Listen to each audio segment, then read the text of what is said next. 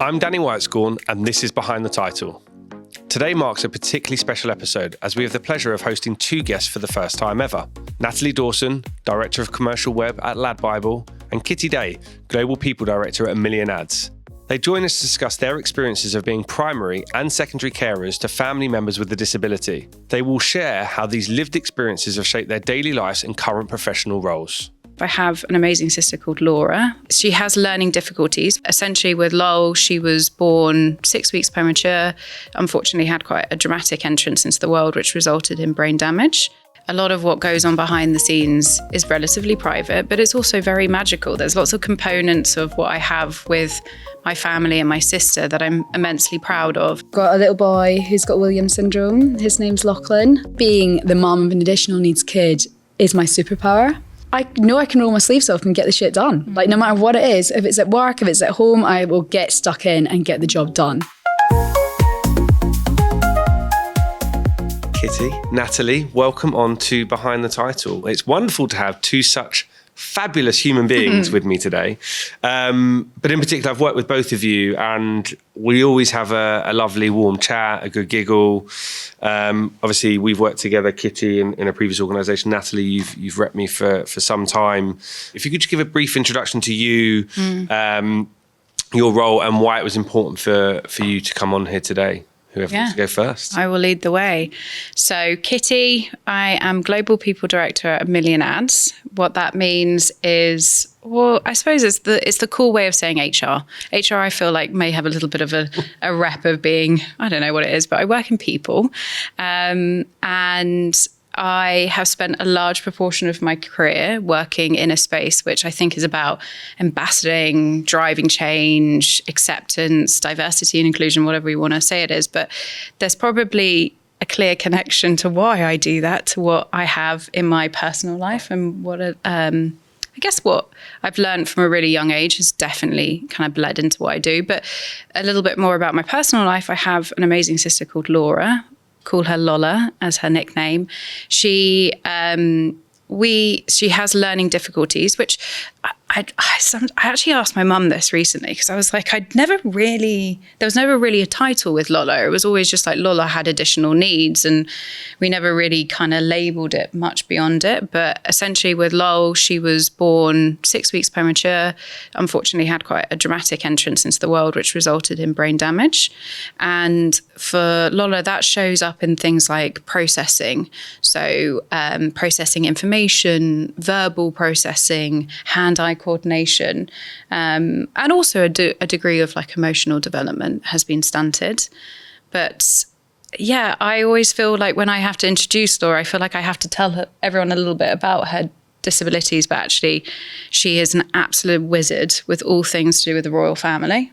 She loves Elton John, just a big fan, a massive fan. And she just brings us all a lot of joy, and not just her, but her world. And so I'm really excited to talk about it a bit more. That's nice. I'm Natalie. I am Director of Commercial Web at Lad Bible. I've been there for 5 months now, so pretty new still. And yeah, I mean, I've worked in sales for 26, will be 20 years. Crazy. Wow. So, yeah, I know. It's a big moment. So yeah, I've been doing it for quite a long time. Digital for probably about 15 of those 20. And, love what I do, but I wanted to kind of bring my own life into work a wee bit more and talk to you guys about it today. And I've got a little boy who's got Williams syndrome. His name's Lachlan, Lockie or Lock, depending on, what, like if he's been naughty, it's definitely Lachlan. if he's good, he's been a good boy, it might be Lock or Lockie, how cheeky. But yeah, he's amazing. He's got learning difficulties as well. And actually, when you described some of those, quite similar, I'd say. Definitely emotional regulation is quite tricky. We're going through it. I mean, he's only 5. So I feel like all 5-year-olds have a bit of a difficult time with emotional no regulation anyway. So as I say, he's got Williams syndrome, so he's got some learning difficulties, but he's also got some body issues as well. He's got a heart defect. He's got some problems with his kidneys. He's got global stenosis of the veins, which basically means all of his veins are really narrow. So he's got very high turbulence as like the body tries to pump blood, which means he gets high blood pressure and things like that. So various things going on. But yeah, regardless of all of that, he's still like an amazing, funny, really funny little guy. And his specialist subject is trains. Oh, really? Yeah. It's so interesting. I think a lot, and I don't want to do sweeping statements because we always never want to do those, but there is something absolutely incredible by particularly Laura's knowledge, and I'm sure the same, but Royal Family and trains, we're all set, guys. Yeah. That's all we need to know. Lachlan's like trains, and weirdly his new obsession is chickens. That's a random one, but there you go. Chickens and eggs. Wow. So, but what came first? I don't know. There's a debate. He loves that debate. So how many maybe chicken across the road jokes do you have? Do you know what? I need to get on those, don't I? That's a I'll let my husband come up with his dad jokes. That'll be fine. What I was really interested in bringing to this podcast today was, I guess, shining a light on the sheer volume of carers that might work within any industry, right? But within our industry, and specifically, let's call them unpaid carers. You know, you talk about primary or there's primary care and there's secondary care, and again, I hope these numbers are correct, but I think there's 5.8 million unpaid carers in the UK looking after a family member that might have a physical or learning disability.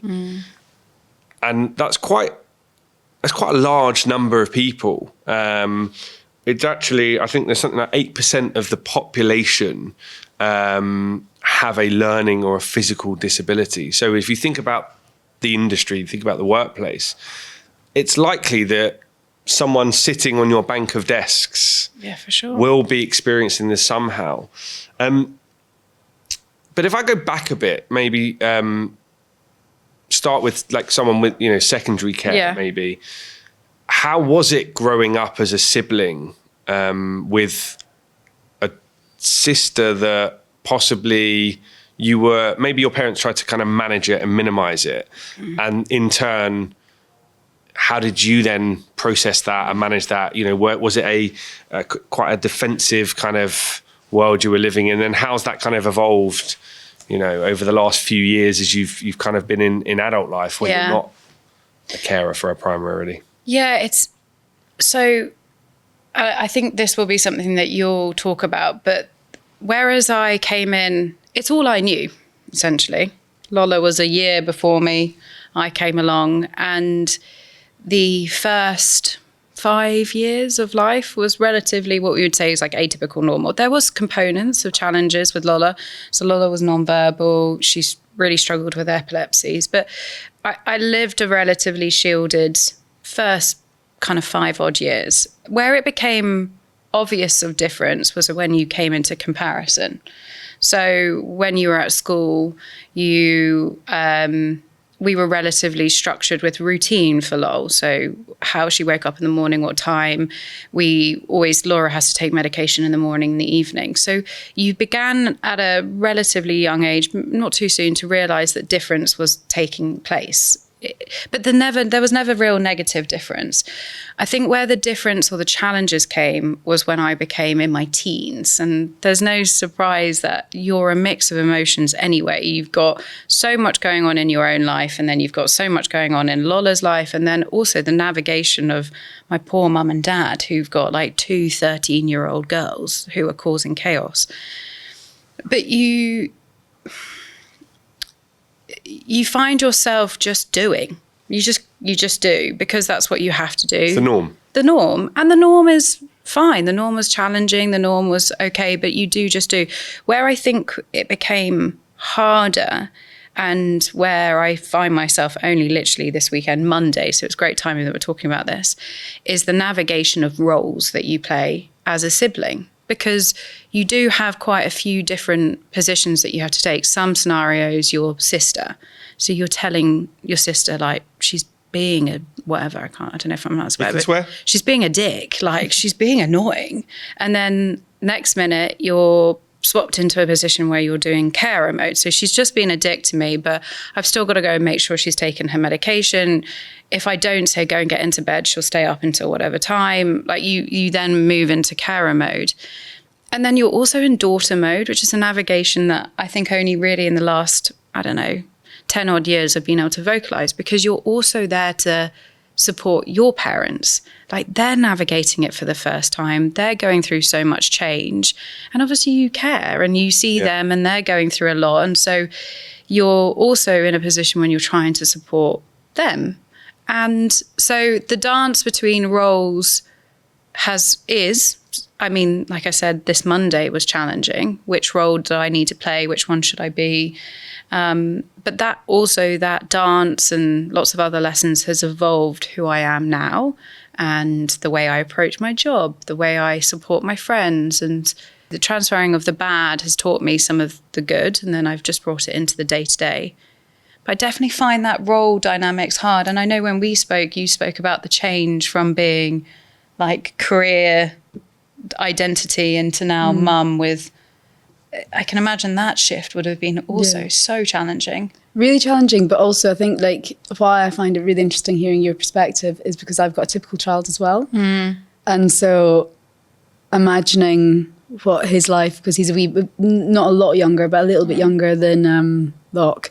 So that kind of, what does it look like for him? And also as a parent, and I'm sure your parents probably feel the same way, is a little bit of guilt, like, oh, one day I'm going to die and I'm leaving it then to my other child to be a carer, So there's a bit of guilt in there as well. But yeah, from kind of the two different hats that you wear, or multiple hats, is probably more simple actually for me in terms of it is one hat to him, parent. Parent and carer. But at the moment, whilst he's still so young, every parent is hands-on with a 5-year-old, You can't really let a 5-year-old just get on with it. But I think, it's definitely that kind of when you walk into work and you've already had, like 3 hours of absolute carnage, you're just thinking, if Lachlan was typical, would that morning have been like that, So you kind of have a bit more of a bit hard done by. It's really like, I don't know if that's a very negative way to, and I don't know if anybody else listening to this who has additional needs kids would be miffed at me saying that. But, sometimes I do feel like that, like, why me? I want to unpack as a parent then, how you navigated this. Now, answer within the bounds of where you feel comfortable, but how do you feel as a parent at that point? I mean, my birth story was pretty horrific in the sense of just really traumatic. He was, I went in reduced movement, and at 40 weeks, I was full term. It was quite quickly discovered there was no movement. So I had a C-section sort of emergency. And then he was resuscitated, but he was, not breathing or anything when he was delivered. So he was resuscitated at birth. So that was like straight away, the red light. If anyone's ever been in that situation, by the way, it is the most horrible experience. You've carried this thing that you love. You've never even met it, but you love it so much. And then, you think it's going to get taken away from you at that point. It's just really harrowing. So yeah, he was taken away. The room, obviously the room kind of fills up with doctors and people like that trying to work out what's going on. And then he was intubated, so taken away, put into, taken to NICU, basically intubated and everything, and was still alive, but it was a bit touch and go.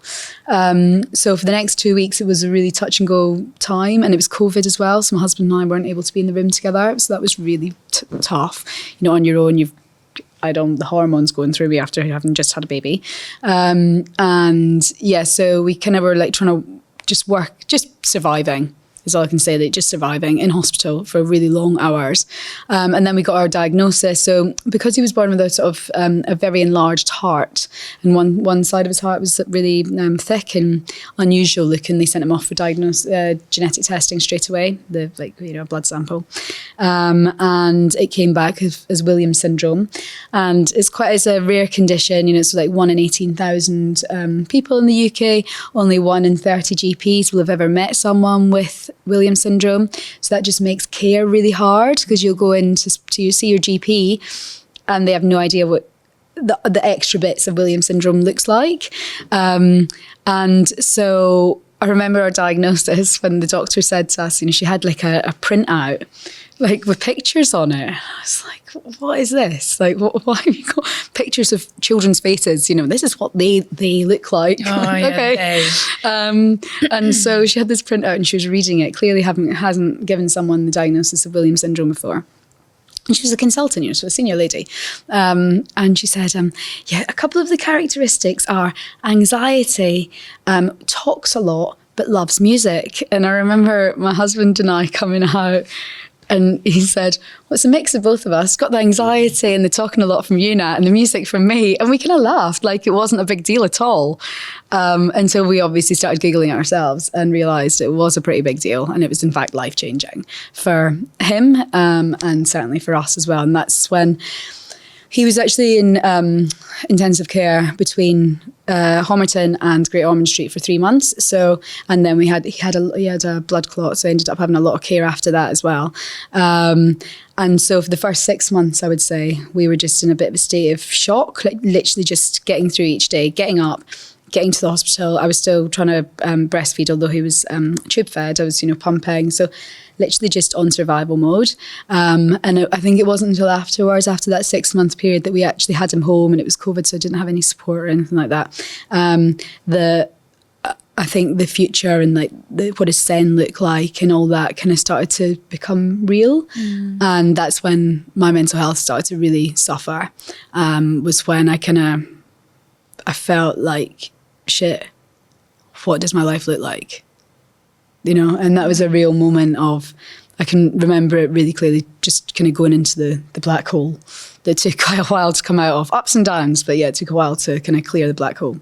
Actually, I don't know if you ever do fully clear it. And do you think that moment externally to the world, Natalie looks beaming, she has a beautiful son, but inside that was the time when you were crumbling? Or has there been other times since Lockie was born where externally the facade, the shop window all looks beautiful, but inside the stock room is a mess? You don't know what's going on. Have there been different times like that? Or? I'd say there's been three, including that one that I just sort of said, the initial, holy shit, what does my life look like? That was bad. Then, and at different points I've had rounds of therapy at different points throughout this process. Thank goodness, wouldn't have survived without it. So can't recommend therapy enough to people. The second time was when I went back to work. I went back at 9 months because I was really missing human contact as well, again, because it was COVID. So I just wanted to be the old me. I felt like the new me, this mum me, was not Nat. That's not Natalie. That's not, I don't identify with that person, because life wasn't on the face of it perfect. So I wanted to go back to the old me, which is clearly, my mental health was screaming at that point. I can see it now looking back. I went back to work a wee bit early probably, and I didn't have a very good experience returning to work. And so I found that really challenging, and that's when I kind of went into a second quite bad dip. And I'm sure that we would do both sides would do things differently if we were to do it again. But I didn't have a positive experience at all. And then the third time was when I actually had a miscarriage. So the first time obviously was when I found out. The second time when I went back to work, and then the third time was when I had a miscarriage. I remember really clearly. Actually, I just mentioned it to you a minute ago. I was giving a presentation at one of the big agencies, not a publicist one, and I could tell that I was having a miscarriage. And I remember really clearly giving this presentation and knowing what was happening and just having to keep like kind of blocking it out and just keeping on going. You know, the professional side of me just stood up and was like, right, just keep going. You're not going to stop the presentation. You're just going to get through it. Got through it, left the room. I knew like very quickly what was happening. Went, had a scan and things like that. And we were at 3 months. So unfortunately it was quite late not late. I know people lose it a lot later than 3 months, which is even worse. But at 3 months, you kind of in your head, you're pregnant. So that was really. This is after you've had Lockie. Yeah, this is after Lockie. So wow. in my mind, I'm thinking I can't have a healthy child. I'm incapable of having a healthy child. So that kind of put me into another depression. Really, I didn't tell, because of everything that had happened when I went back to work initially. I didn't tell work about it. So I just was essentially drowning, but trying to keep up this facade, and not keeping it up very well. And eventually I had to get a bit more therapy. We talked about it. There's an episode we record around miscarriage, and one of the things we talk about is there's a fundamental issue in the UK in that we don't record, that there's no accurate data when it comes to miscarriages, right? You have to kind of go through 3 miscarriages before they call you in to do tests. Things like early pregnancy units have only just started to kind of appear more and more. And even though some organisations will have bereavement leave, some might have a miscarriage policy. As you've just said there's this possibility that people don't want to share, because what does that indicate to the organisation about that individual, about possibly investing in that as a future talent if they're about to go and have a child? Yeah, it's a hard topic. It's a really hard topic, and especially from the position that I'm in, nothing, obviously, my heart generally hurts at the thought that anyone doesn't feel like they haven't got something to turn to. I feel like businesses, we're not perfect by all means, but we care about these things, and companies should care. Shouldn't always think that support should be given when it's asked for. Sometimes support should just be there, that is accessible whenever you need. So, for example, I don't know, I've not experienced it myself, but when something's really, really hard, to talk about it is the biggest step, right? To say to someone, I'm really struggling, I need this and this.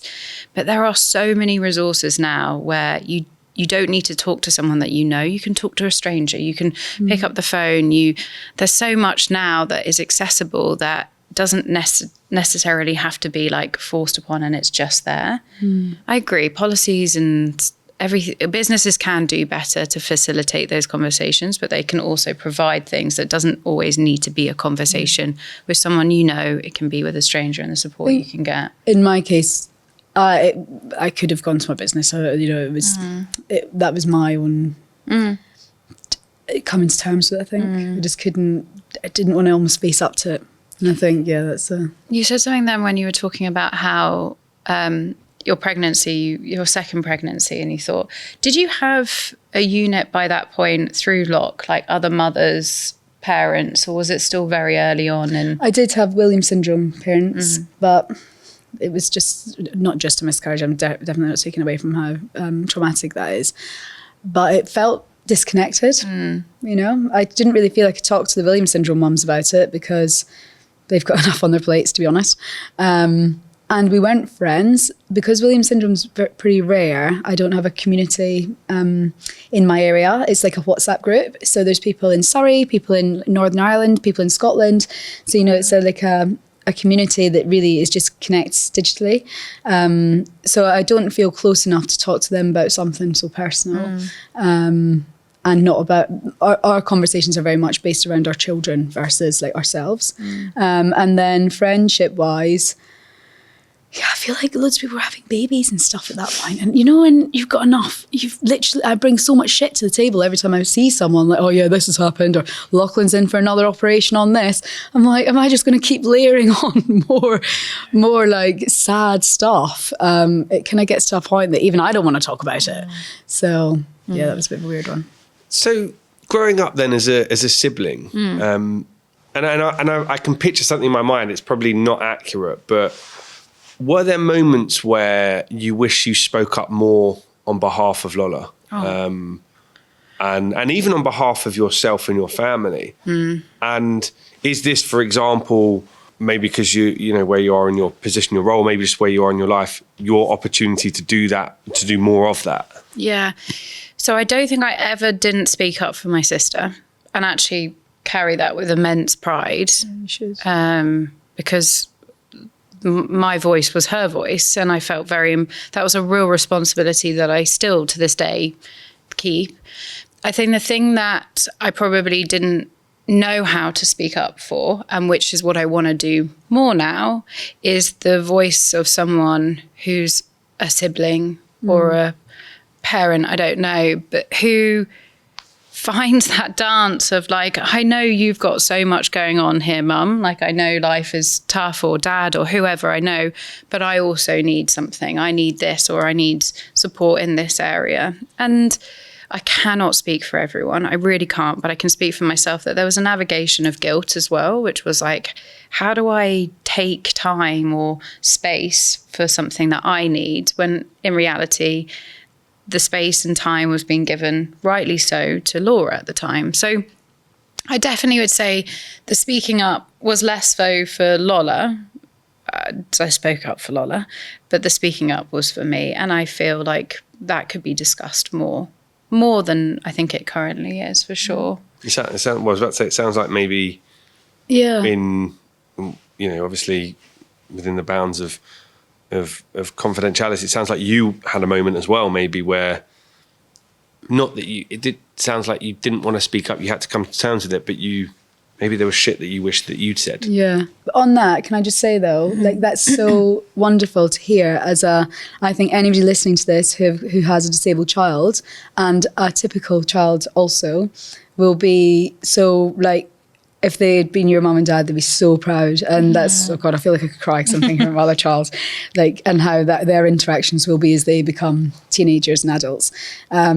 That's what we want, is for your kids to support one another. Yeah. So, Yeah. And I hope mum and dad will listen to this. I have such admiration. I have a lot of admiration for any parent that has to deal with or navigate that world, because it takes a whole lot of courage, resilience, grit, love, determination. There's so much in it. But life isn't easy for everyone. You can go through your own ups and downs. But yeah, you've got the partnership, and we will talk about this, and I hope I can talk about this, but whatever Locke has with his brother is 1 in a million, and it's so magical. It's like no other relationship or friendship you have when you have with a sibling, because there's something so much deeper. And I don't know any different, but I do know what I do have with Lol, which is this like immense pride. She has taught me so much, like incredible, magical. And also it's a superpower if you've gone through that and you've learned a lot from it. And so nice. He's very lucky. Both of them are lucky. We've got this theme tune in our family. I mean, my kids are like love You're all music. about theme tunes, aren't you? I know. Today I am about the theme tune. Oh, we've got a lot. But our like weekend little ritual is we get the kid. We've got this breakfast bar at home, and the kids have their cereal or whatever at the breakfast bar. And my husband Liam and I, who works in the industry as well, we'll be like chatting away and making breakfast and things like that. And we've always got the Sonos on in the background, playing whatever the kids want, which is usually Queen or Bliffy Cairo, which is just mental. But our big theme tune is "We Are Family." Amazing. It's so sweet, and the kids like will sing along, and and I'm like, that's us guys. So yeah, I think having that connection is just so important. I think ours was the Lighthouse family. Is there yeah, anyway, but yeah, there's lots of magic in it. Yeah, so nice. I mean, I've got a very old friend who also has a podcast called We're Not Your Typical, and her and her friend both have children, I think, that are non-verbal with SEND needs, and they post quite a lot of the time. And I'll be honest, it's hard for me to understand it all because I can only see what they're writing, but what you can see is that it's hard work. So, you know, to hear you kind of share that you still kind of have those moments is lovely. I think you've got to have those moments because it is harder. Like having a typical and a non-typical child, there is a difference 100%. Like parenting's hard. Like it's hard. Yeah. But parenting an additional needs kid is a lot harder. For example, it's just everything, and it's kind of all the time, and it feels a little bit overwhelming. So you drop, you're like spinning loads of plates. I'm trying to work 5 days a week and hold down a career and progress in my career as well, and you don't want to drop any plates, but it's difficult to spin them all at once. Like the week before last, we had to the school were going to this like park visit, and it was a half an hour walk, which I'm like, there's loads of parks you can go to. Why'd you have to choose one half an hour away? Anyway, they phoned me up. I don't think Lachlan can make the half an hour. I don't think he can walk that far.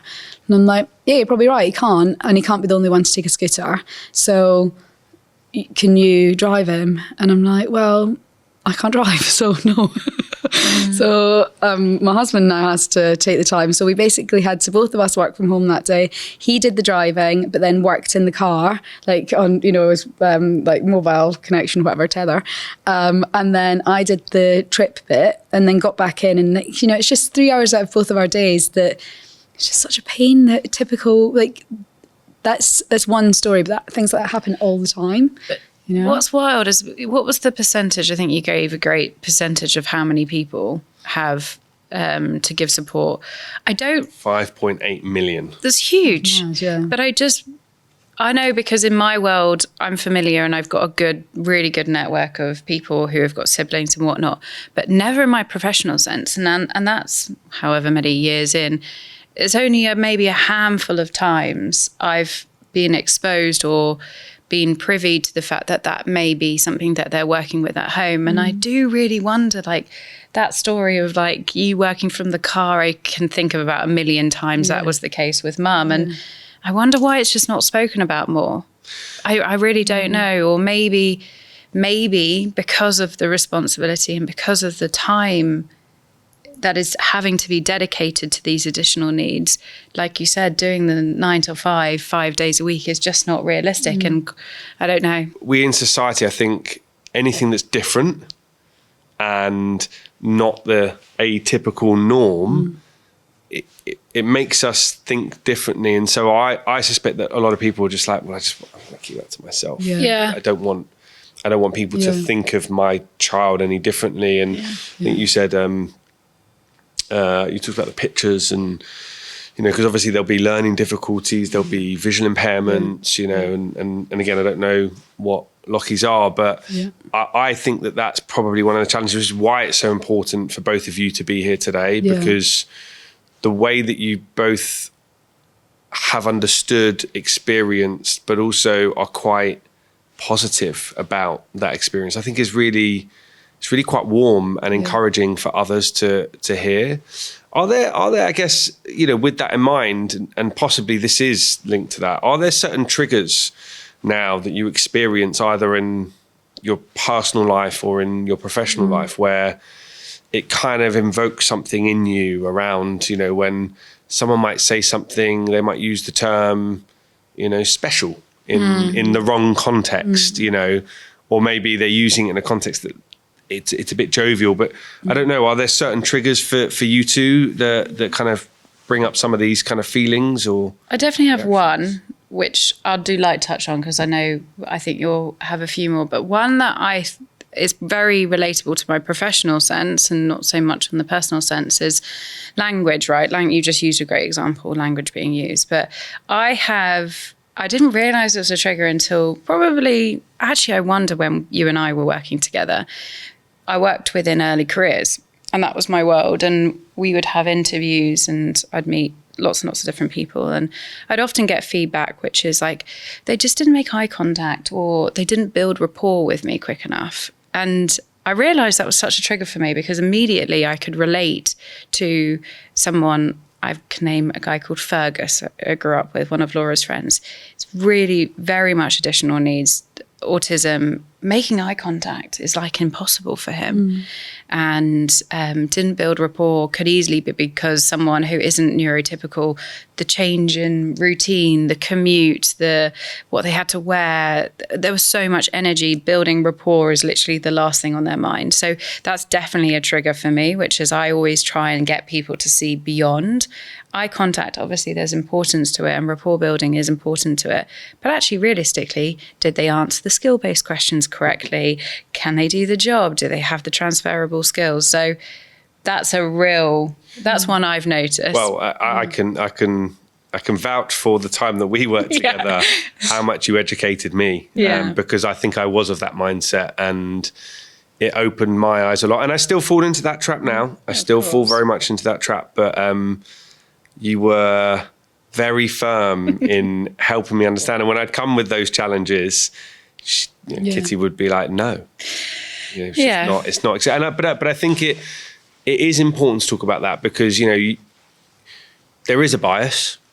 Actually, some of the smarter people that I've worked with across my entire career, even outside of media, are the ones that might possibly maybe have some neurodivergency in them. You taught me a lot, and for that, at the time, I don't think we always looked at each other, saw eye to eye, but in a lovely way. And the very fact that you're sitting here today, we've maintained an amazing friendship because of that. Are there any triggers for you as a parent? Very actually strangely similar to what you were talking about, as in, like, I also have biases, and I think, because of having a child with additional needs and being aware that he will suffer from that, people having bias potentially against him. Although I think as a society we are getting slightly better at dealing with, additional needs and people not being normal. But, there is definitely still like bias against it. I'm trying to, when I have that moment in my head and I think something negative about someone who clearly is, has additional needs of some description, straight away I correct myself. But I'm just aware. I think being aware of it is step one, and just being aware of your bias and talk to yourself about it. Like, that's not okay. How would you feel if someone felt like that about you? So for example, we had a picnic in the summertime. It's a local group of people, and everyone there was loads of kids, dogs. It was just like a fun afternoon. And there was an older man, I don't know how old he was, probably, I say older, not that much older, but like, say, in his 50s, walking across the flats. And he stopped to speak to some of the kids who had a dog. And straight away I saw the parents, clock this older man talking to young children and sort of start to swarm to make sure their kids were obviously not being, there was nothing untoward going on. I was there first, and I noticed straight away the guy definitely had additional needs and had his specialist topic was dogs. And so I started talking about all these different types of dogs, and this dog likes this, and this dog is, this is some of the traits of this type of dog. And it was very, very clear to me that, he had additional needs. And I don't think some of the parents got it quite as quickly as I got it. And they were kind of, trying to like pull away their kids and things like that. And I just thought, that I can so imagine that being my son as an adult. Now I'm crying again.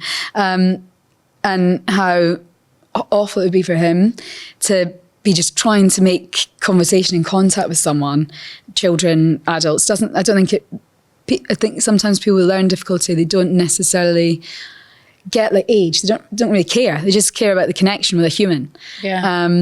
And I just thought, it just made me think like, gosh, that was just really hurtful thinking about it, and that was a real trigger for me. Thinking about the future. Yeah. So I spoke to the guy for a while about different dogs, but I just think, I hope, and now other people in my life also do the same. They'll speak to people that are on their own. Like my mum always tells me, I was speaking to someone, I could tell that.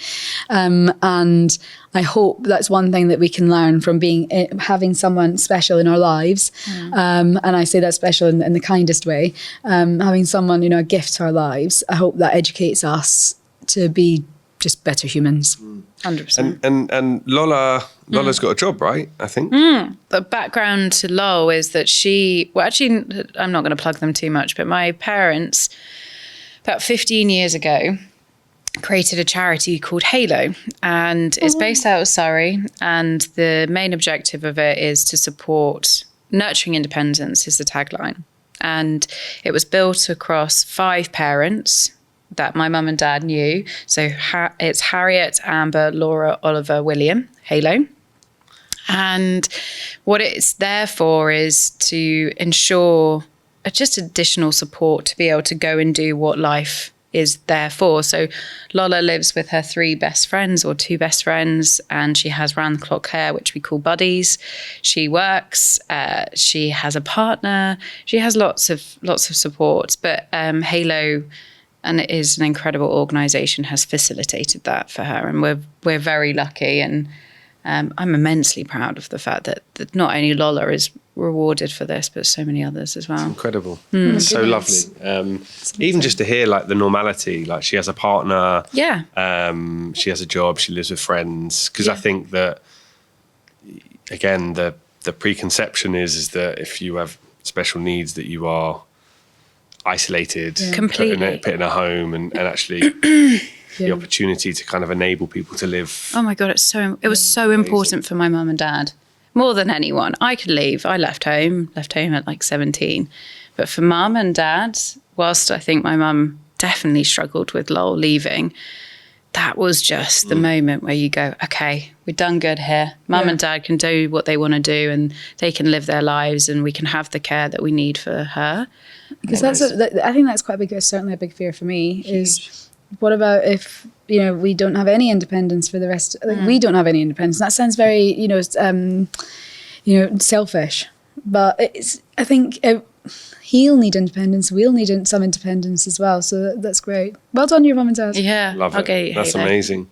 Was there like a point in time where you've kind of stood yourself in front of the mirror, or where you've actually just had to have a bit of a chat with yourself and just say, either enough is enough, or just it's not your fault, or you're doing an incredible job, like just a bit of a pep talk, and just to kind of get yourself back into the belief that you are as good as you are, your children are incredible, and you're doing an amazing job as a parent. Yeah, definitely. There's I think because all of these sort of negative things happened when I was at my last business, it got to a point that I just had to leave. Essentially, I was just like, I need a fresh start for my own sake. Like, I feel like my identity's kind of become that rather than me. It'd become, I've got a disabled kid, and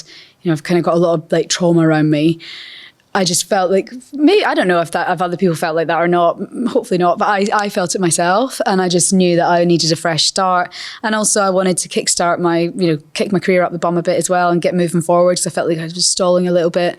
And I started going out to look for new roles, and I was at final with a couple of things, and my favourite was Lad Bible, plug, but I was going to have my final chat, and they didn't ask me for a presentation or anything like that. They just said, just come in for like a final chat. I don't know how many interviews I had, quite a few, and it was just the kind of dotting the I's type thing. And one of my ex-colleagues and friends, she said to me, use this as an opportunity, Nat, to create a fresh version of yourself. Show up be authentic to who you are and what is going on in your life, but show up with really what you can deliver next. And I did a 360 about me, and it was probably the best thing that I've ever done, because it was completely authentic, as in I gave stories about what I'm all about, what I'm like as a manager, what I'm like as a colleague, what I'm about the weekend, jogging and whatever. And then my big central main, last picture was Lachlan. And it was this is my son, and this is a big, God, I think I'm doing really well, actually. No tears yet, but they're on the brim. I'm about to go. I'm about to go. And it was the last big picture was Lachlan, and it was this is a massive part of me, and he's got additional needs, but he gives me so much more than, he makes me such a better person. And I think I went, at that point when I was putting my deck together, I realised that I'd gone from being a victim to actually being the mum of an additional needs kid is my superpower. because not only am I more empathetic than I ever was, I'm a hell of a lot stronger in terms of my mindset. Again, probably thanks to a lot of therapy, but I'm much stronger mentally. And I know I can roll my sleeves up and get the shit done. Like, no matter what it is, if it's at work, if it's at home, I will get stuck in and get the job done. And I think it was a moment of real pride, you know, going like, yeah, fuck yeah, I can do this. And actually they said after my interview, both Tim and Ben, who are my bosses, both said to me like, no, that was really touching and moving and like amazing. We just knew that you were the right person for the job. And I was like, yay. And thanks to my friend for suggesting I do it. Yeah, amazing. I think it's difficult in those situations because people want you to show up in both a corporate sense but they also want to see your human self. Yeah. But it's very hard, you know, if you're given, for instance, a task by someone, you know, they ask you to present on that, versus it sounds like you had a bit more freedom, and you kind of just came with you. That's lovely to hear. Yeah. So as we kind of draw kind of to a close, and we like to give people permission to think, feel, say, do, act differently. You both have different perspectives here, whether that's on a personal or professional level, whether that's to the individual, to the business. What would your permission slip be? And maybe start with you. Oh no, you looked at Kitty first. Kitty's first. Okay, my permission is to seek and try and get your world bigger and have people in your world with additional needs. I'd say the thing that you'll learn so quickly is perspective. You'll see life isn't just, there's so much more to things. You'll get so much joy. This weekend I was at home and I went to see my sister perform in a choir. And I cannot tell you, oh my God, I was weeping the whole way through because there was just so much love and so much joy coming from people. And so I would really just like, my big permission is you're not going to say the wrong thing. You'll be fine, but just go and find someone. Find whoever, speak to Halo, give me a call, because you'll gain so much and you will be such a better person for having such magical people in your world. So my permission is crack on, go and find them. So And nice. to cry. And to cry. Yeah. Oh yeah, don't need permission for that. Mine's actually super similar. It's be authentic, be open. I think one that's a big learning for me is to be open. I think I spent like probably the last 4 years of the 5 and a bit trying to close off and hide it, really. You know, try to assimilate. But actually when you realize that your strength is in difference and accepting that and sort of using the things that you've got for you, I think that was a massive thing for me. What I would love to give other people the permission to do is to ask. I think people, if you're in the position that you're in from a sister, me as a mum, you know that this is going on in your life. And people, because they don't know what to say, they don't know how to say it, they don't know whether it's PC to ask in a certain way or whatever, so they just don't say anything. And that's actually much harder. Yeah, so I'd much rather you say something and say it the wrong way round, but say it with, you know, love and care, than not say anything. Because when people don't talk to you about things, that's when you feel singled out and you feel lonely. When people ask and are interested and they want to come into your world, that's when the magic actually happens, because that's when really you can build a community. And, you know, cultures at work are so much stronger, but it's the not talking about it, the sort of putting it behind closed doors. That's when it's a real negative. And so my suggestion would be to people with children or people in their lives with additional needs, or indeed carers, doesn't need to be, you know, children. It could be, you know, your mom, your gran, whoever. Like, find out if there's a forum at work that you can talk about this, if you feel comfortable, because obviously not everyone feels comfortable talking about it. But if you do and you want to share, and you kind of get a bit like me, a bit negative on why don't people care? I want to share this, but people don't really care. Just find out, speak to your HR, speak to your manager, like work out if there's a forum to be able to raise this information up and bring everyone else who's not part of your world, bring them in. Because I think together we win, really. Amazing. You are two wonderful human beings, and that was such a lovely demonstration of people that not only care obviously for their own loved ones, but care deeply about helping people to understand the challenges that are facing people that might have additional needs.